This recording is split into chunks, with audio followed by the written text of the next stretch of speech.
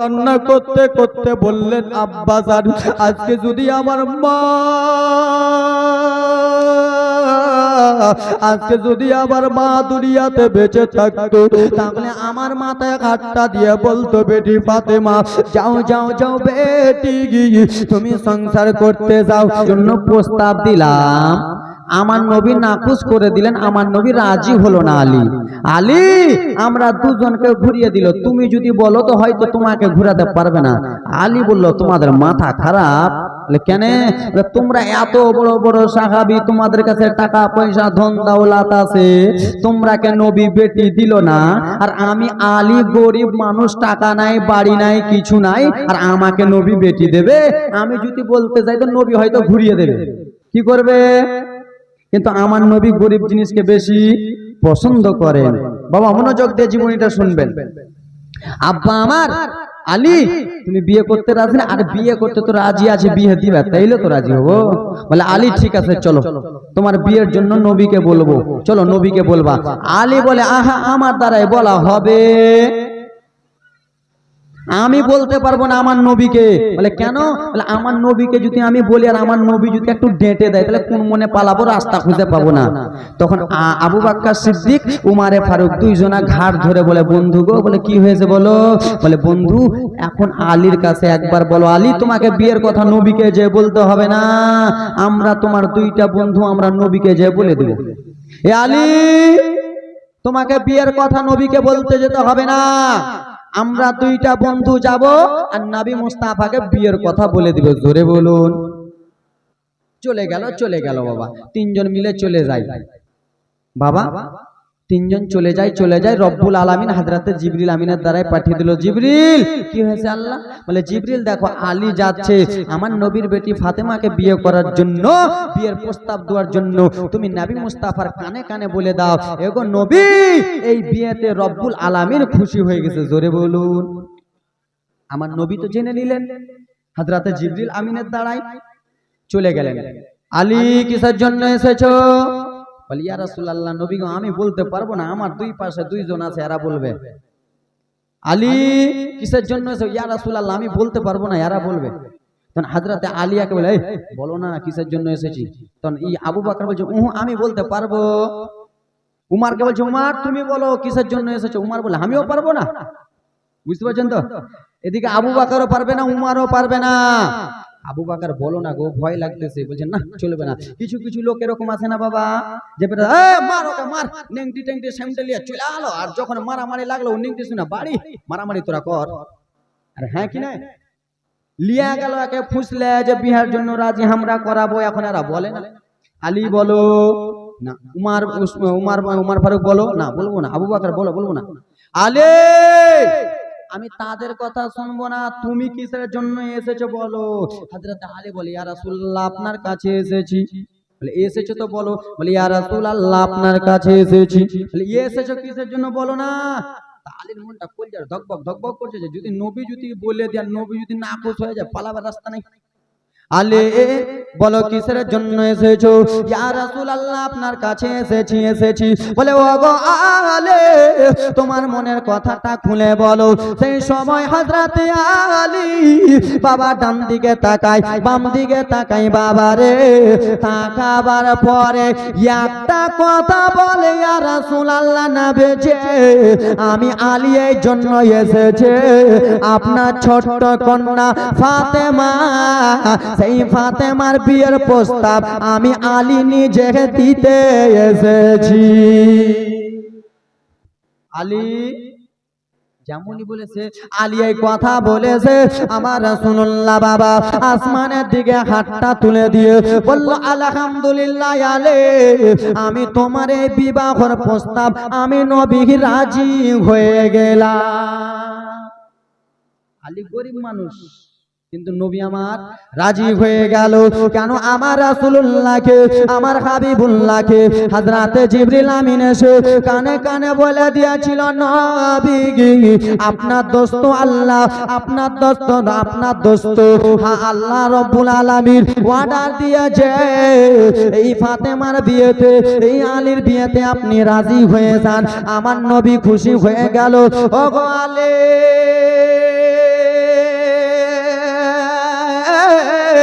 বলো তুমি আমার বেটি ফাতেমাকে বিয়ে শাদী করবা আলী, তোমার কাছে সাক্ষী কি রয়েছে, তোমার সাক্ষী কে রয়েছে? সেই সময় হযরতে আলী বলতে লাগলো, ইয়া রাসূলুল্লাহ নবীজি, আমার কাছে এমন একটা সাক্ষী আছে পৃথিবীর জমিনে কাউরির কাছে নাই, আমার কাছে একজন এত ভালো সাক্ষী আছে পৃথিবীর জমিনে কেউ নাই। বলে আলীকে তোমার সাক্ষী রয়েছে? বলে ওগো দয়ার নবী, আপনি রহমাতুল লিল আলামিন, আপনি ফাতেমার বাবা আর আমার হবু শ্বশুর, আপনি রহমাতুল লিল আলামিন, আমার বিয়ের সাক্ষী থাকিবে। জোরে বলুন ওগো আলী বলো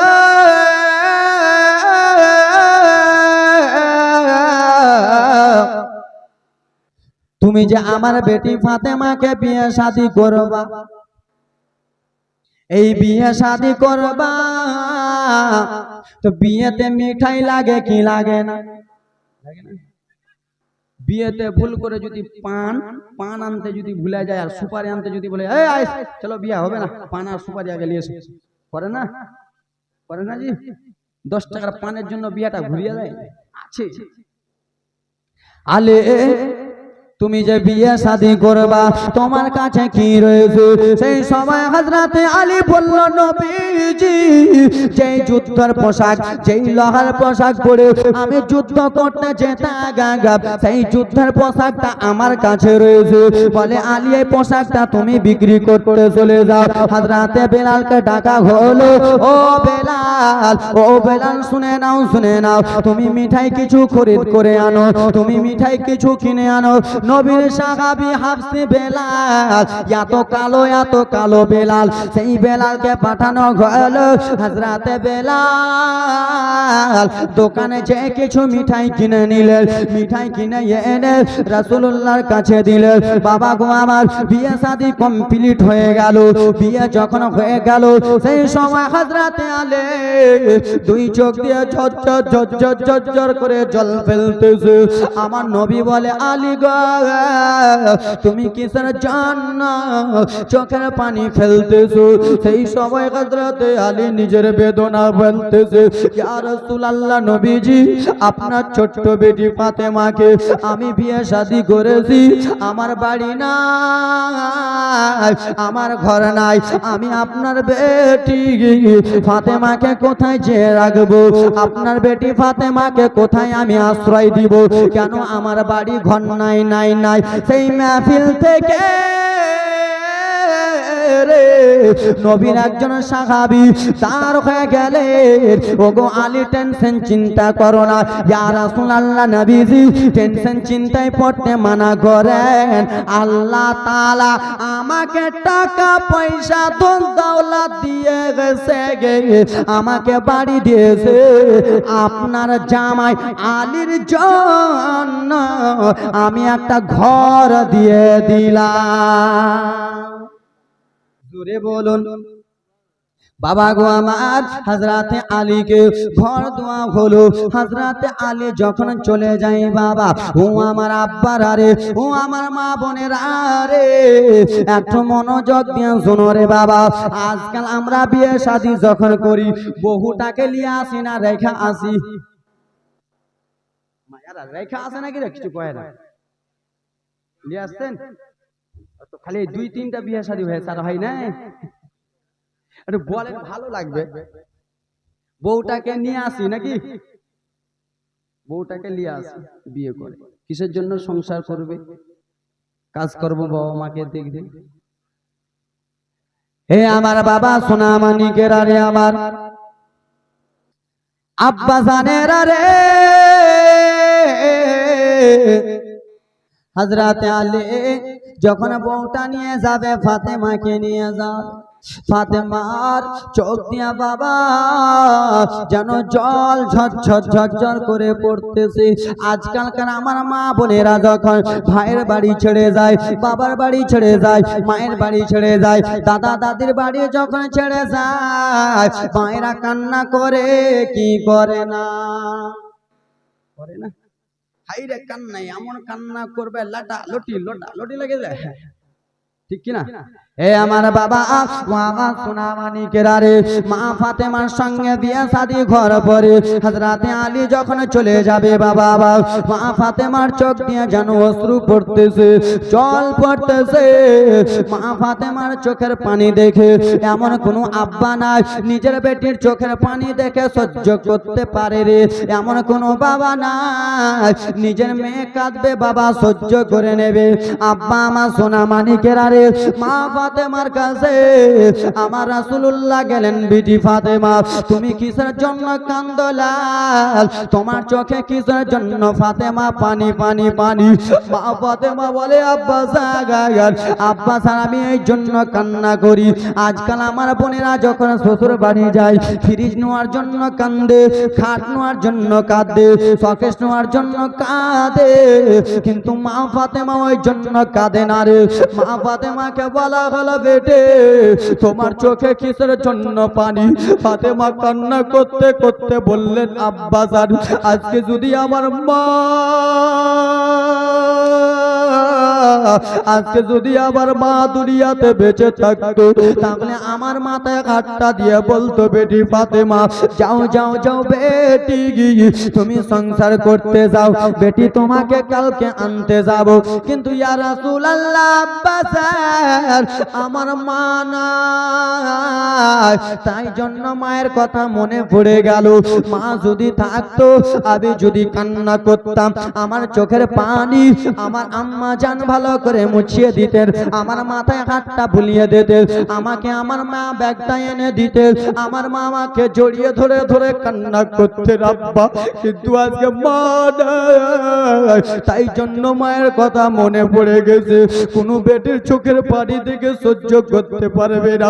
আমার নবী বলে ফাতেমা কান্দিও না রে লাদেলা দুলাগারা, আমি তোমার আব্বা সাল যতদিন এই দুনিয়াতে রয়েছি তোমার যত কিছু দরকার রয়েছে আমি আব্বা পূর্ণ করে দেব, তোমার যত কাম রয়েছে আমি পূর্ণ করে দেব, কোনো কিছুর দুঃখ হতে দেব না। দয়ার নবী প্রেমের ছবি আর আসবে না জগতে, দয়ার নবী প্রেমের ছবি আর আসবে না জগতে। নবী বলে হযরত আলী বিছানা যে আছে খালে দয়া করে তুমি ঘুমিয়ে যাও, নবী পাক আমার গড়ায়া সংসার জাগিয়া আছে সোনার মদিনায়, নবী পাক আমার গড়ায়া সংসার জাগিয়া আছে সোনার মদিনায়। নবী বলে হযরত আলী বিছানা যে আছে খালে দয়া করে তুমি ঘুমিয়া যাও, দরদিয়া আমার লাগায়া বাজার জাগিয়া আছে সোনার মদিনায়, নবী পাক আমার লাগায়া বাজার আছে জাগিয়া সোনার মদিনায়। ও আমার আব্বা জানের আরে আবার পা ফাতেমাকে বলল ফাতেমা রে তুমি মনে কিছু করিও না রে ফাতেমা। ফাতেমা ঝরঝর করে কান্দে, হযরতে শেরে খোদা মাওলায় আলে মা ফাতেমাকে নিয়ে চলে গায় রে বাবা। ফাতেমাকে নেওয়া যাওয়ার পরে একদিন হয়েছে, কিন্তু আদরিনী সোহাগিনী বিটি ফাতেমা, ফাতেমাকে ছাড়া আমার নবী একটা দিন থাকতে পারে না। ফাতেমাকে ছেড়ে পাখা পাখা নিয়ে ফাতেমাকে ছেড়ে আমার নবী, হ্যাঁ এবার একবার করে পাংখাটা আমাকে দিও মাঝে মাঝে, নাহলে ফের হবে না, না মাঝে মাঝে দিও, মাঝে মাঝে সরিয়ে নিও। আগে মা পাখা তোমরা 5 লাখ টাকা দিলে এসছো কিনা? হ্যাঁ হ্যাঁ দাও, সুবহানাল্লাহ মাশাআল্লাহ, একটু একটু এলি হলো। তো যাক ব্রাদার মুসলমান, মা ফাতেমাকে নিয়ে যাওয়া হলো। মা ফাতেমাকে নিয়ে যাওয়ার পরে নবী আমার থাকতে পারলেন না। বেটির ভালোবাসা কত বাবা, কান্নার জীবনী বাবা। আমি যদি এগুলো জীবনী করি শুধু চোখের পানি ফেলতে হবে ঝরঝর করে। কিন্তু ব্রাদার মুসলমান, একদিকের ঘটনা, একদিনের জীবনী কি বলবো। আমার নবী মুস্তাফা গেলেন, আওয়াজ দেয়, টুক টুক টুক টুক করে আওয়াজ দেয়। কিন্তু বাবারে, নবী মুস্তাফার আওয়াজ এত মধুর আওয়াজ, ফাতেমা বুঝে নিয়েছেন আমার আব্বা জেনে এসেছে। কে এসেছে? আমার আব্বা এসেছে। আব্বা জানকে ঘরে প্রবেশ করালেন। ফাতেমার বাড়িতে দুইটা দানা নাই যে ফাতেমা আব্বা জানকে খাওয়াতে দেবে। ফাতেমা বলে, আব্বাজান এসেছেন, বসেন, আরাম করতে দিলেন। আমার বিশ্ব রসুল বলল, বেটি ফাতেমা কি হয়েছে আব্বা? বলে, বেটি এক গিলাস পানি আনো লাল। এক গিলাস পানি আনলেন। পানি আনার পরে আমার নবী পানিতে দম করে দিলেন। বলে, বেটি যাও। এবার আমার নবী যখনই চলে আসবে, আমার নবী বেটি ফাতেমা দুই চোখ দিয়ে পানি ফেলতে লাগলেন। আব্বা, আব্বাজান গো, আপনি যদি, আমার মা যদি বেঁচে থাকতো আব্বা, হয়তো আমার বাড়িতে দুইটা দিন থাকতো, একটা দিন থাকতো আব্বা, আপনি চলে যান। আপনি চলে যাচ্ছেন আব্বা? ঠিক আছে আব্বা। এই কথাবার্তা বলতে বলতে বাবা লম্বা জীবনী রয়েছে, সংক্ষিপ্ত আকারে নিয়ে যায়। বিশ্ব নবীর বেটি ফাতেমা দুই চোখের পানি গিগি ঝরঝর ঝরঝর করে ফেলতেছিল। রাসূলুল্লাহ আমার চলে গেলেন। মায়েরা রে, ও আমার বেটিরা রে, আমার একটু মনোযোগ দিয়ে শুনে নাও। মা ফাতেমার সঙ্গে হযরতে শেরে খোদা মাওলা আলী যেন সংসার হতে লাগলো, সংসার হতে লাগলো বাবা। সংসার হতে হতে তিনটা ছেলে হলো, তিনটা মেয়ে হলো বাবা, জোরে বলুন। সংসার হতে হতে তিনটা ছেলে তিনটা মেয়ে বাবা। ছেলের নাম হলো ইমামে হাসান, ইমামে হোসেন আর ইমামে মহসিন, জোরে বলুন। তিনটা মেয়ের নাম হলো হযরতে কুলসুম, হযরতে রুকাইয়া, হযরতে জাইনাব। কিন্তু বিরাদা মুসলমান আমার, ছোট কালে হযরতে রুকাইয়া পর্দা করে গিয়েছিলেন, আর এদিকে ছেলেদের মধ্যে ছোট কালে হযরতে মহসিন পর্দা করে গিয়েছিলেন। দুইটা ছেলে দুইটা মেয়ে থাকতে লাগলো। কিন্তু বাবা শোনো, আস্তে আস্তে আমার রাসূলুল্লাহ দুইটা নাতি আস্তে আস্তে আস্তে আস্তে বড় হয়ে যায়। বড় যখন হয়ে যায়, বাবার আরে নানার কাছে যখন নাতিরা যায়, নানার কাছে আবদার করে কি করে না? নানা আমাকে পোশাক নিয়ে দিতে হবে, নাহলে তোমার জামা কাপড় রাখবো না। নানা বলে না, নানা আমাকে টেনে। একদিনকার ঘটনা শুনেন বাবা, একটু জীবনী আগে দিচ্ছি। ইমাম হাসানকে বিষ পান করিয়ে একদিনকার ঘটনা। রাসূলুল্লাহকে আমার নবীর নাতি ইমামে হাসান বলে, নানা। বলে, কি? বলে, নানা গো, একটা মনে আশা আছে। কি আশা আছে ভাই? বলে, নানা ঘোড়ার ওপরে খুব চড়ার শখ। নানা ঘোড়ার ওপরে চড়বো আর ঘোড়ার কান ধরবো আর রশি ধরে হাঁকাবো। আমার নবী বলছে, ঘোড়া আর এখন কোথায় পাবো? ও নাতি ভাই ইমামে হাসান, ও নাতি ভাই ইমামে হোসেন, তোমরা ঘোড়ার উপরে চড়বো বলেছো, আমি এখন ঘোড়া কোথায় পাবো ভাই রে? তোমাদেরকে এনে দিতে পারবো না ভাই ভাই। কিন্তু ইমামে হাসান, তোমরা দুইটা ভাই চোখটা বন্ধ করো। দুইটা ভাই চোখটা বন্ধ করলেন। আমার নবী মুস্তাফা বাবা ঘোড়া রূপে হয়ে গেলেন। দুইটা হাতকে সামনে দিকে, হেঁটু দুটোকে বাবা পায়ে করে দিলেন বাবা, জমিনে করে দিয়া ইমামে হাসানকে বলল, ভাই তোমাদের কাছে ঘোড়া চলে এসেছে, তোমরা ঘোড়ার উপরে চড়ে যাও। ইমামে হাসান রাসূলুল্লাহ আমার এখানে চড়ে গেলেন বাবা। ইমামে হোসেন যেন চড়ে গেলেন। বলে, ও গনাতে ঘোড়াকে যেমন করে লাগাম টানা হয়, তোমরা ওরকম করে আমার লাগামটা টানো। আব্বারা রে, ও আমার মা খালারা রে, আমার হযরত ইমামে হাসান আমার রাসূলুল্লাহ কান মোবারককে ধরে যেন বাবা টানতেছে। এইদিকে হোসেন আমার রাসূলুল্লাহ জুলফি মুবারককে, আমার রাসূলুল্লাহ চুল মুবারক একটু বড় বড় ছিল বাবা। রাসূলুল্লাহ সুন্নাত হলো চুল এত দূর অবধি রাখা। আমার রাসূলুল্লাহ সুন্নাত চুল ছাড়া ছিল। জুলফি খানাকে ধরে ইমামে হোসেন যেন টানতে লাগলেন। সেই সময় আমার নবী বলতে লাগলেন, হোসেন তোমাদের কি হয়েছে ভাই? না হয় নাই, হয় নাই। বলে না না না না হয়নি, না না না হয়নি। এই করতে করতে বাবা সারাদিন মার্কেটে যায়, সন্ধ্যা লেগেছে। আমার রাসূলুল্লাহ ভাই হলো হলো বলে হ্যাঁ হয়ে গেছে। রাসূলুল্লাহ মায়ের দুইটা নাতিকে নামিয়ে দিলেন, দুইটা নাতিকে জড়িয়ে ধরলেন। কিন্তু বাবা গো একদিনকার ঘটনা শুনে নাও বাবা। ঈদের নামাজ পড়তে যাবে, একদিনকার ঘটনা শুনে নাও।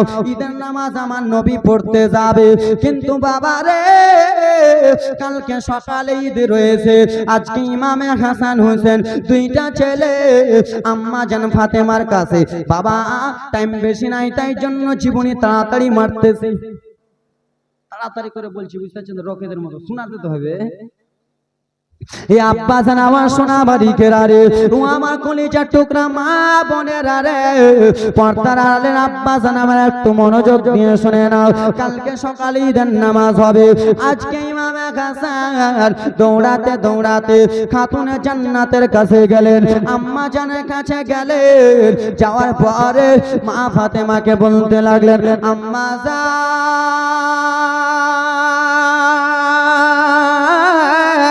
ওগো আম্মা জান, কালকে সকালে ঈদের নামাজ হবে মা। পাড়া পড়োশির ছেলেরা নতুন নতুন জামা নিয়ে এসেছে, আমাদেরকে দেখাইতেছে মা। আমাদের মনে শখ, আমরাও নতুন নতুন জামা পরবো মা। নতুন নতুন জামা পরিয়া ঈদের নামাজ পড়তে যাব মা। সেই সময় ফাতেমার কাছে জামা নাই। মা ফাতেমা কি করবে? মা ফাতেমার কাছে পোশাক নাই। মা ফাতেমা কি করবে বাবা? তাই জন্য কোন কবি বলতেছে, কাল সকালে ঈদের নামাজ হবে মা জননে, এখনো কি নতুন পোশাক কিনা বোদের হয়নি। কাল সকালে ঈদের নামাজ হবে মা জননে, এখনো কি নতুন পোশাক কিনা বোদের হয়নি। জান্নাতের রানী মা ফাতেমা করিল বয়ান, ধীরে ধীরে চলেন নবী ঈদগাহ ময়দান। ধীরে ধীরে মা ফাতেমা দুইটা ছেলেকে ডাকলেন, লাডেরা দুলারা রে, তোমরা নিজের চোখের পানি ফেলো না। ও বেটা তোমরা নিজের চোখের জল ফেলো না।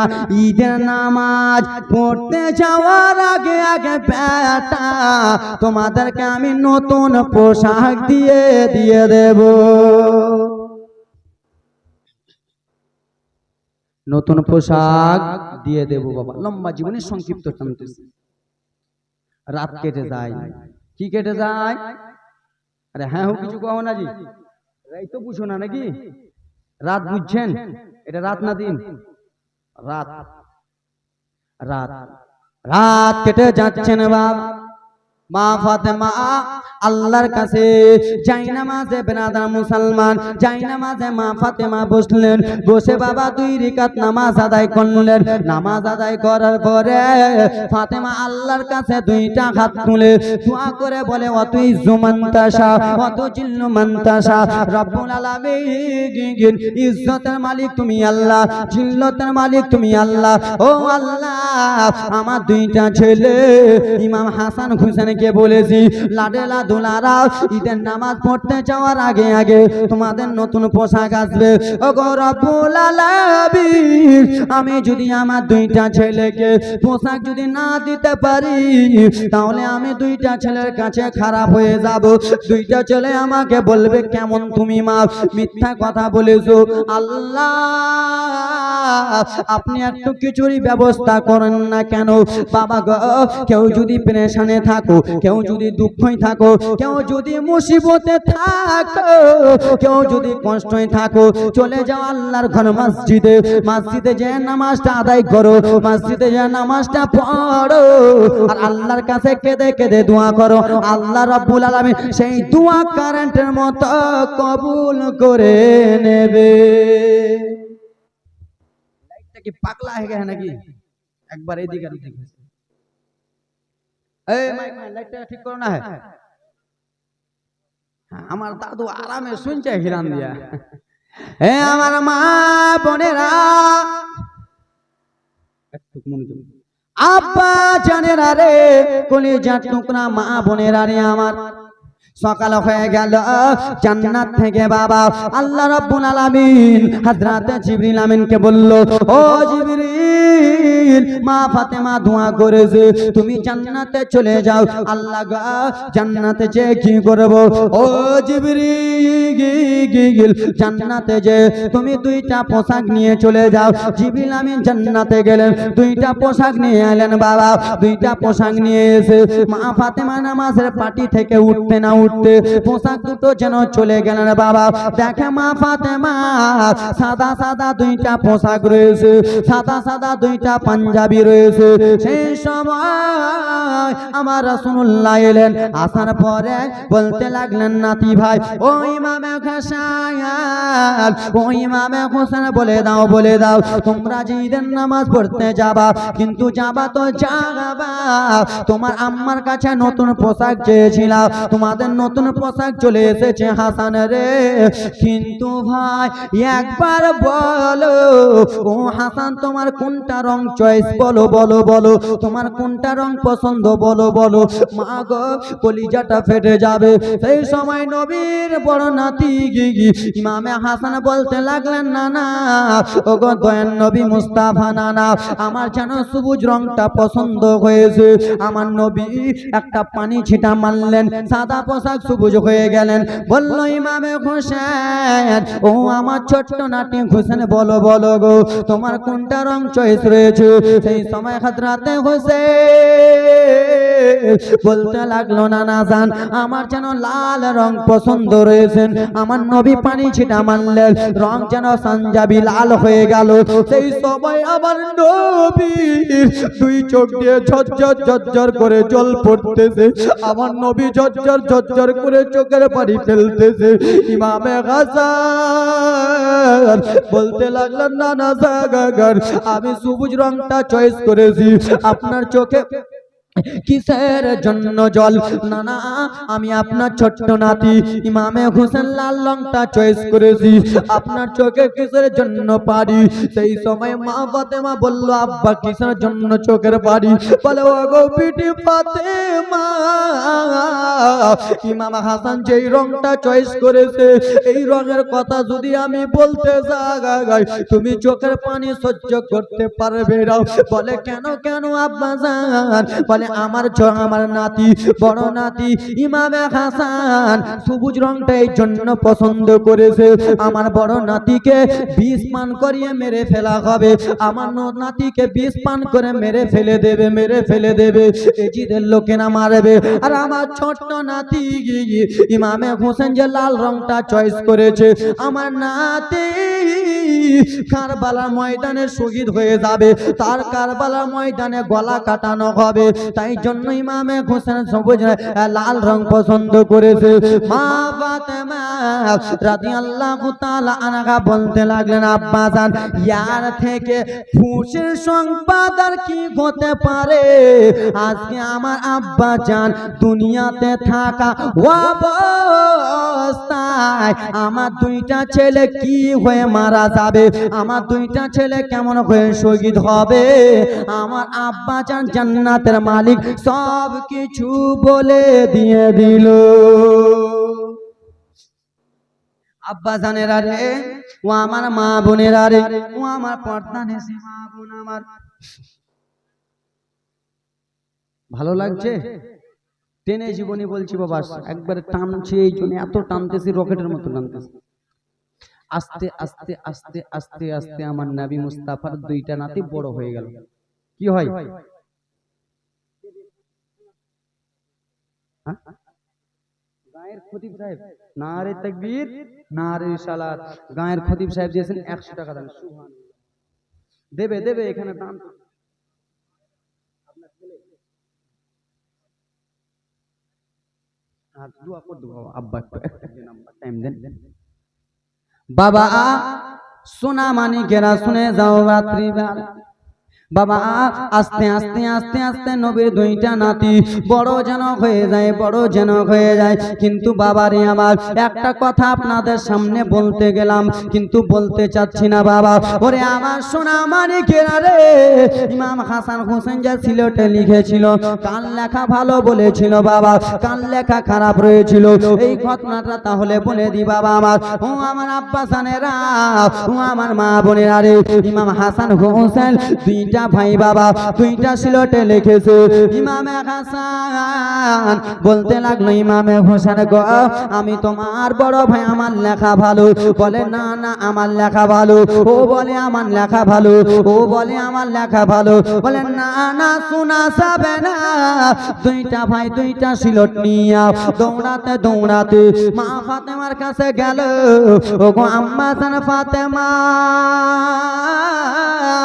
আমরা আপনার দুইটা ছেলে কাল লেখা ভালো মা একবার বলে দেন আমরা দুইটা ভাই দুইটা সিলেটে লিখে নিয়ে এসেছি মা ফাতেমা বড় ছেলের লেখা দেখে ছোট ছেলের লেখা দেখে বাবা মা ফাতেমা মনে মনে ভাবতেছে আল্লাহ আমার দুইটা ছেলে দুইটা সিলেটে লিখে এসেছে আমি যদি আমার বড় বেটার লেখা যদি ভালো বলি আমার ছোট বেটা কষ্ট পাবে আর আমার ছোট বেটার লেখা যদি ভালো বলি হয়তো আমার বড় বেটা কষ্ট পাবে বাবার আরে আজকাল যদি আমার মায়েরাকে যে যদি বলি মা আমার লেখা ভালো না তোমার বড় লেখার বেটার ভালো কিন্তু আজকালকার মা বাবা বলে দিবে বড় বেটার লেখা ভালো বলবেন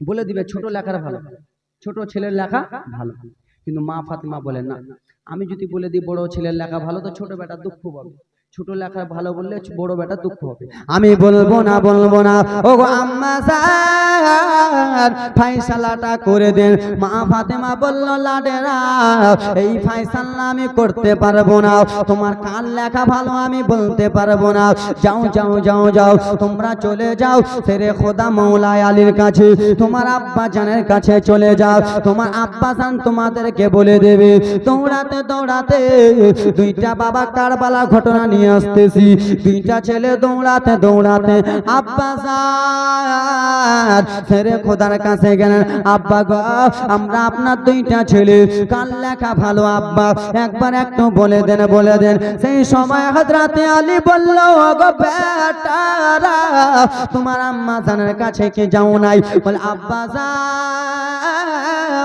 আপনার কাছে গেছিলাম আমার আম্মা জান আপনার কাছে পাঠালো সেই সময় হযরতে আলীর মাথাতে ব্রেনটা কাজ করে গেল আকারে ফাতেমা এমনি এমনি ঘুরিয়ে দেয় নাই নিশ্চয় কোনো কারণ রয়েছে তাই জন্য হয়তো ফাতেমা ঘুরিয়ে দিয়েছে আব্বার আরে আমার বলল বেটা ইমামে হাসান ও বেটা ইমামে হোসেন শান আমি তোমাদের লেখা ভালো বলতে পারবো না যাও যাও তোমরা চলে যাও তোমার নানা জান মুস্তাফার কাছে চলে যাও দুইটা ভাই দৌড়াতে দৌড়াতে নানা জানের কাছে গেলেন ইয়া রাসূলুল্লাহি ইয়া হাবিবাল্লাহ নানা কাল লেখা ভালো একবার বলুন নানু গো আমার নবী যেন দুইটা সিলট দেখতেছে আরে আমি যদি ছোট নাতি গিগির লেখা ভালো বললে বড় নাতি কষ্ট পাবে বড় নাতির বললে ছোট নাতি ভাই কষ্ট পাবে না না না না না আমি এই কথার জবাব দেব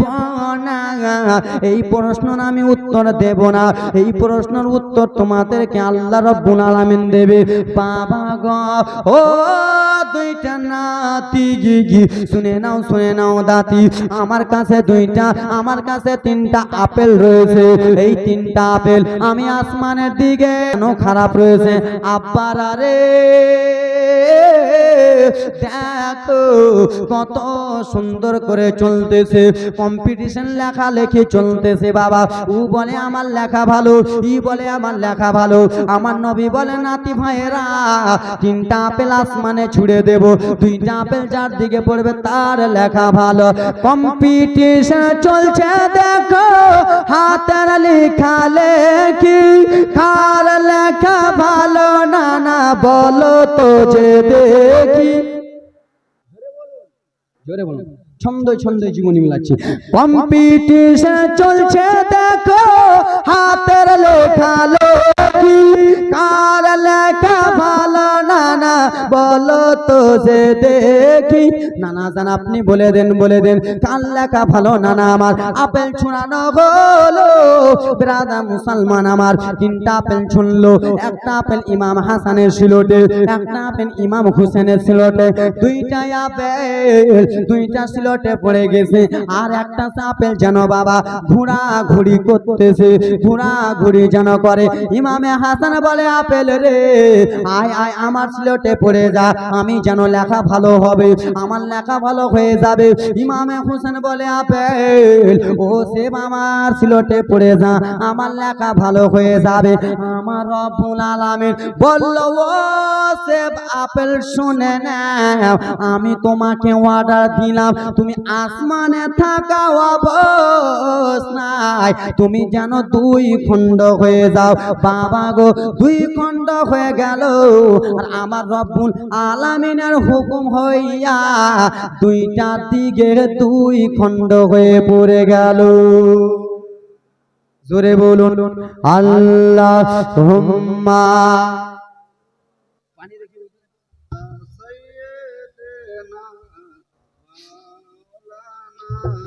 মুহাম্মদ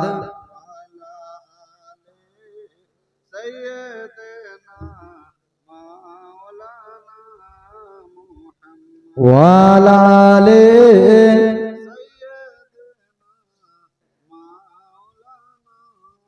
সাল্লাল্লাহু তাআলা সাল্লাম। বাবা মাইকম্যান কে আছে? খুব সুন্দর মাইক, আজকে খুব সুন্দর বাজতেছে এরকম। হ্যাঁ আজকে মাইক হয়েছে ভালো, যাক খুব ভালো। তো যাক আব্বাজান আমার, আমরা এখানে নবীর দিওয়ানা কি দিওয়ানা না?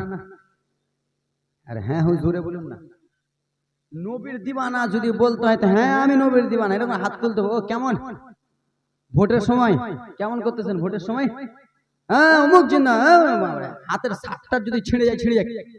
নতুন শার্ট শ্বশুর বাড়ি থেকে পেয়েছেন, শ্বশুর বাড়ি থেকে নতুন শার্ট দিয়েছে, আর ওই দিন তারপর দিনই ভোট। একবারে মিছিল, এই কুদান মা কুদান, প্যান্ট শার্ট আছে কি নাই দেখে না।